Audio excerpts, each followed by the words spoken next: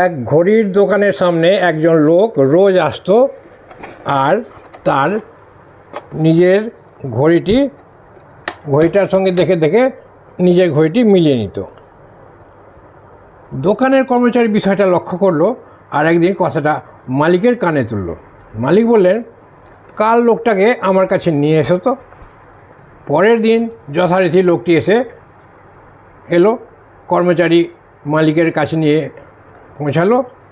মালিক বলল, আপনি দেখি রোজ আসেন আর ঘড়িটা মেলান, কী ব্যাপার বলুন তো? লোকটি বলল, আসলে আমি এই কাছেই কারখানাতেই কাজ করি। টাইমে টাইমে সাইরেন বাজানো আমার কাজ। ঘড়িটা একদম ঠিক টাইমে হওয়া চাই। টাইমের কোনো ভুলচুক হলেই মুশকিল, তাই আমি রোজ ঘড়িটা মিলিয়ে নিয়ে আপনার এখানে এসেছি। মালিক ও করে এসে উঠলো। লোকটি অপ্রস্তুত হয়ে বলল, আমি কিছু ভুলভাল বলে ফেললাম? না না না, আপনি কিছু ভুল বলেননি। আপনি আমাদের দেখে ঘড়ি মেলান আর আমরা আপনাদের সাইরেন শুনে শুনে আমাদের ঘড়ি মেলাই। এই পৃথিবীতে কে যে কাকে অনুসরণ করে কে জানে।